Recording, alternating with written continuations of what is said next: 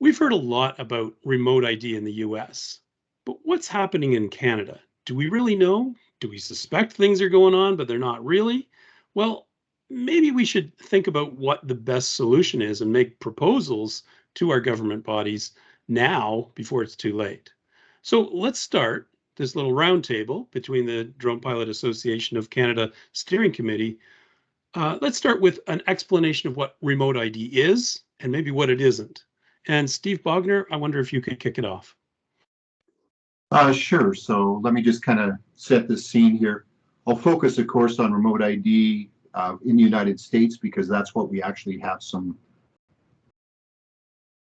about because it's still a bit tentative in Canada and in the European Union.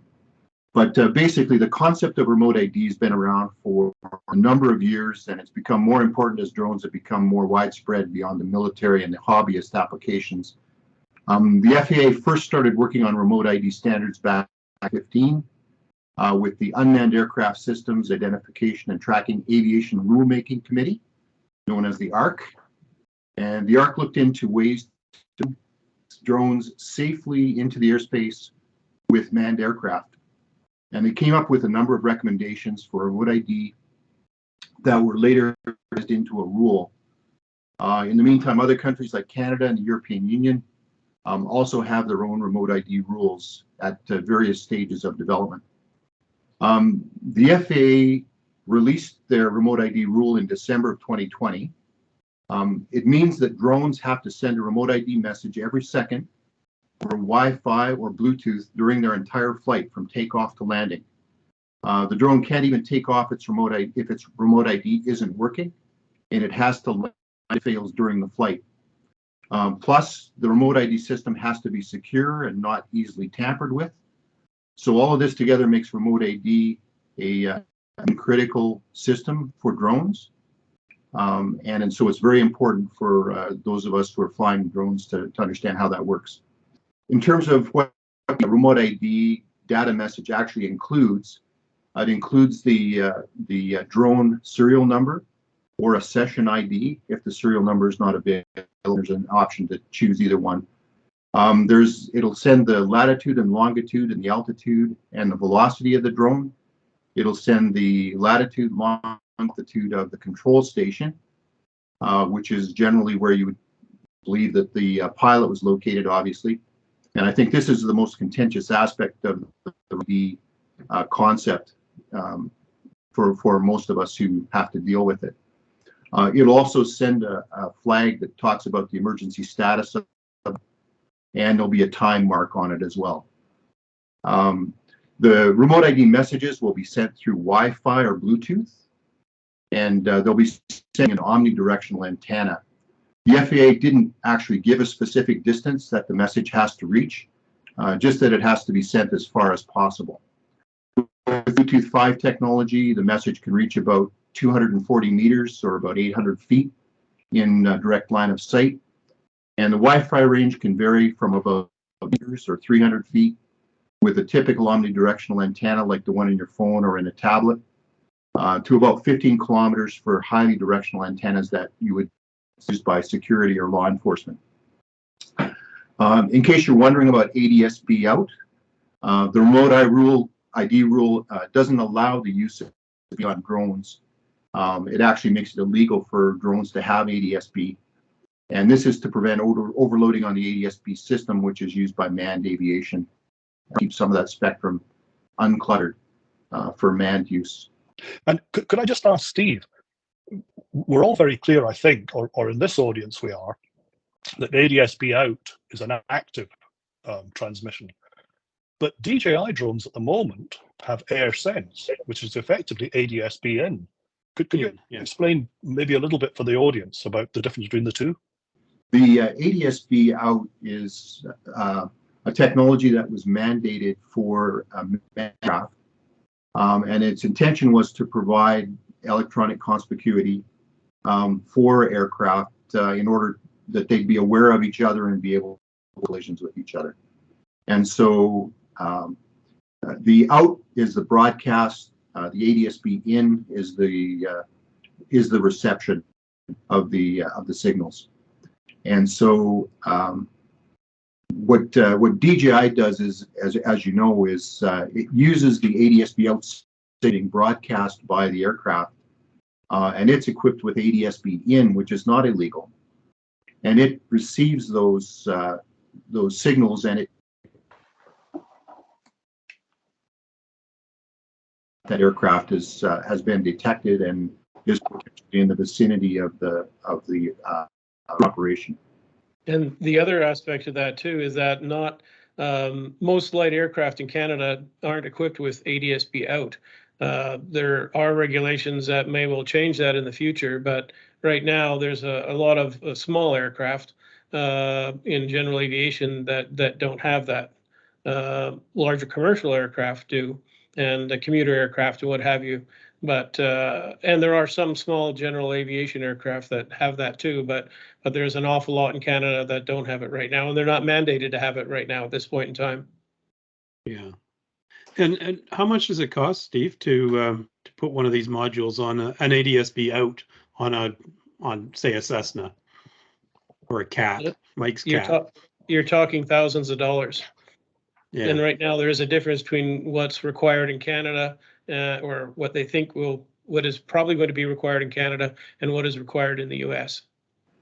The reason that the drones are able to broadcast remote ID information using non-proprietary methods like Wi-Fi or Bluetooth is so that everybody who's got a suitable device can receive the message and understand it. This is obviously in public. The FAA wants people to be able to use their cell phones and tablets to see the remote ID information of any drones that are flying near them. This can report any improper or suspicious drone use to law enforcement or the FAA and help enforce compliance with drone regulations. So it's reasonably, it would be reasonable for us to call this the Karen app, since that's the name that kind of fits. In terms of whether DJI is active in Canada right now, on the DJI website, the remote ID compliant firmware updates have already been rolled out for the Air 2S, the Mini 3 series, the Mavic series, the Matrace 30, and the M300 RTK, plus the Agras series. But I'm not sure if there's many of those actually flying Canada right now. And so I think that sort of sets the groundwork, Don. If yeah, you covered a lot of ground there. Thank you very much, Steve. I think what strikes me is, okay, so I can understand why a so-called Karen might want to have this information available to them, but why would the government want to? I don't want to say encourage that, but surely they've got something better in mind than just to allow complainers to be able to figure things out easier. Well, yeah, I mean, the three main reasons why they want to have remote ID in the first place are for safety, security, and accountability. So, from a security point of view, obviously there are like drones carrying contraband towards prisons or over the border. We've all seen on TV the use of drones for military purposes, and it doesn't take a lot of imagination to see how that could create a terrorist threat domestically if there were bad actors latched on to the use of drones. I think part of it is that if people know that that system is there and it's transmitting information, it's probably going to encourage them to perhaps follow the rules a little more often than they would otherwise. And I think that's really the prime intent, more so than safety and more so than security. I think that's the big thing, and so for, the average law-abiding guy, it's going to work.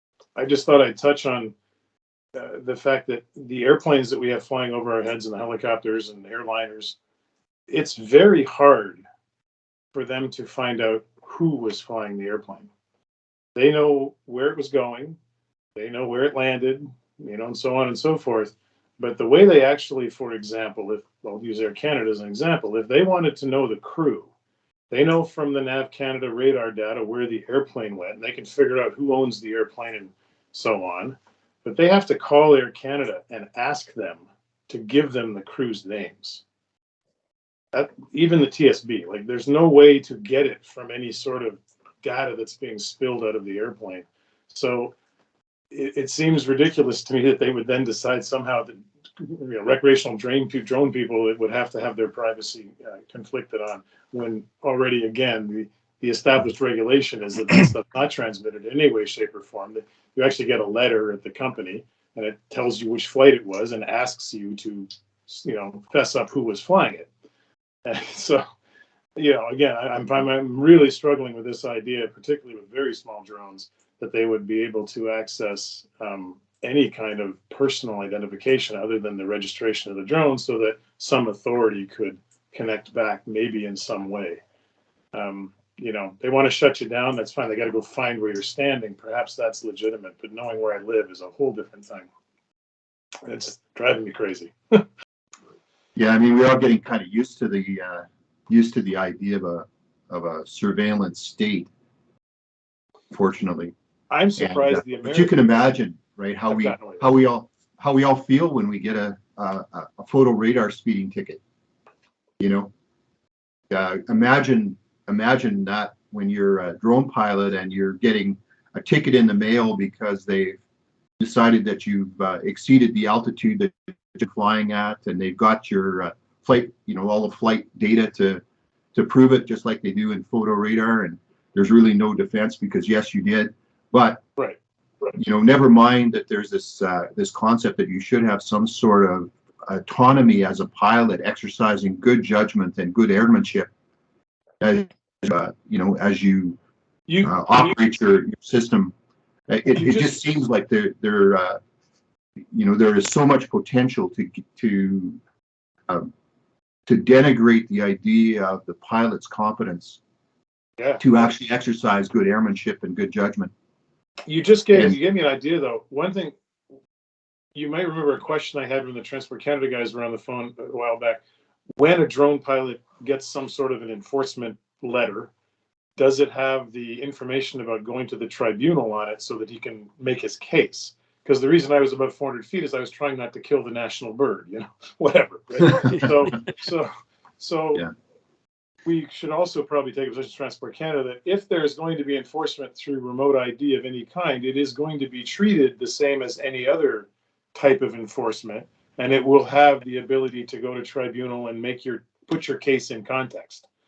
Yeah, that's probably something we could push as well, to make sure that like a traffic ticket. Yeah, you get your traffic ticket, you can just pay the fine, or you can fight it. A second thing I mentioned was just to bring up the point about products like Aeroscope, and you may be familiar with the recent exercise that was done at an airport where they looked out, a fairly large number of kilometers from the Ottawa airport to monitor all of the traffic that was going on during the Freedom Convoy in Ottawa, amongst other things.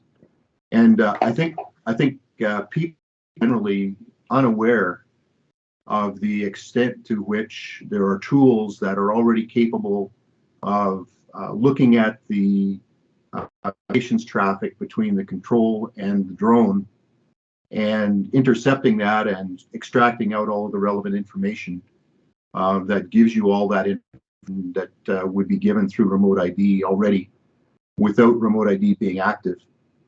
And so those exercises revealed a fairly significant capability, which we've known has existed, but we probably didn't recognize that it was being actively used against Canadian drone operators.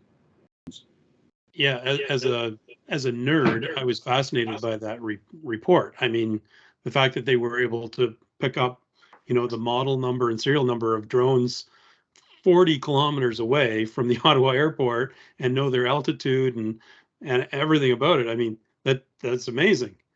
But I mean, the implication being that, they're already picking privacy information out of the air and without any regulations in place whatsoever, other than, sort of, I'll say the normal privacy regulations. But they're already doing this, and they're already doing it in Ottawa. I'm sure they're doing it in other major centers as well. Yeah. Do you think that this kind of remote ID is actually going to be prevent or limit at least the bad guys, terrorists, and so forth? Mike lives in the prison capital of the world, or at least of Canada, in Kingston, Ontario. What do you think, Mike? Do you think this would stop the bad guys? Well, I had an interesting thought as Steve was talking about accountability and so on, and I wondered what would the response would be if motorists were asked to fit a module to their vehicle that told the authorities all about their speed, position, location, and everything else, in order to prevent them speeding and traveling the wrong way up one-way streets. That's what we're being asked to do with our drones. But to answer your question directly, the criminals are not going to pay any attention to remote ID any more than they do to the current regulations. And the simple fact of the matter is that there's sufficient finances available to, for example, drug cartels, not only to build their own drones and to hire the people who build the commercial models, but to rig the remote ID modules in the drones that DJI and others will provide in order to make them even more efficient and possibly even to counter or to jam the remote ID signals. So the notion that by introducing further regulation, we're going to prevent criminal and terrorist use of drones is a complete chimera. It's just not logical. And the grave danger is, as we've remarked several times to the regulator in the past, that what you're going to do is you're going to encourage people who object to this sort of intrusive regime using or buying drones that are not fitted with remote ID, or having their friend who makes FPV drones create one that they can use for the purposes, the nefarious purposes they may have in mind. It's a great shame that we're proposing to introduce a measure that's intended to complement or enhance safety, but may result in exactly the opposite effect. Yeah, very, very pertinent point. Steve Bannister, you're a commercial operator of drones. What sort of impact do you see from if this sort of system came out? If you're, as small operators go, if you're just starting out and you're just buying your drones now, probably not very much of an impact, because again, it's going to be transparent in the background and you'll just carry on. The biggest concern would be what information is being transmitted. I have seen in some literature that it would be name and address, which would be of great concern. I'd rather see them just send you or send out the data, which would be, say, your advanced certificate license number, and then those people who are supposed to have legal access to it can very quickly cross-reference a database and get my name and address that way. But the average guy with a cell phone who says, hey, I don't like what this guy's doing, he won't have my name and address. He'll have a license number, and that's it. The other aspect is the location of where I'm standing and controlling my drone.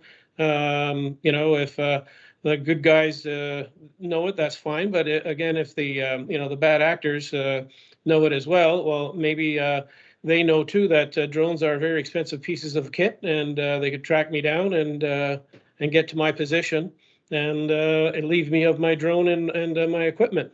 So that would be a bad thing, and it'd be interesting to see from an insurance perspective whether I'd be covered. The other aspect is if you have a legacy drone, which I've got a couple of older drones, and as was mentioned, some of them are now, through software updates, being given the ability to do a remote ID. But there's also some that aren't listed, at least from the lists I've looked at. And one of them, for instance, is a Mavic Air 2. And it comes in at 900 grams period dot. And if you were to try to if they don't do the software upgrade to it or can't do it, and they end up having to get a module, well, you couldn't attach the module because I've already confirmed that you can't add anything to it, because that's the stated takeoff weight, unlike, say, the Enterprise Dual that I've got, where there is a basic weight and then there's a max takeoff weight. So you've got a little bit of room in there to put in a module. But for some drones, you wouldn't have it. So that would mean, having to go out and get another drone. So, your initial investment would basically be useless because other people wouldn't want to buy it anyway because it's not compliant. So that could be another impact, as a small business owner. I totally agree. Yeah. And speaking of that, I mean, a lot of people that I've talked to have said, well, what are we going to do? The US has mandated it. So DJI amongst and other drone manufacturers are going to comply. And in fact, in the case of DJI, many of their drones, as Steve pointed out, already have it. So why are we even talking about this? It's a done deal. But I don't think that's true, because if particularly maybe Canada wouldn't have enough clout, but certainly privacy issues in the European Union are hugely regulated.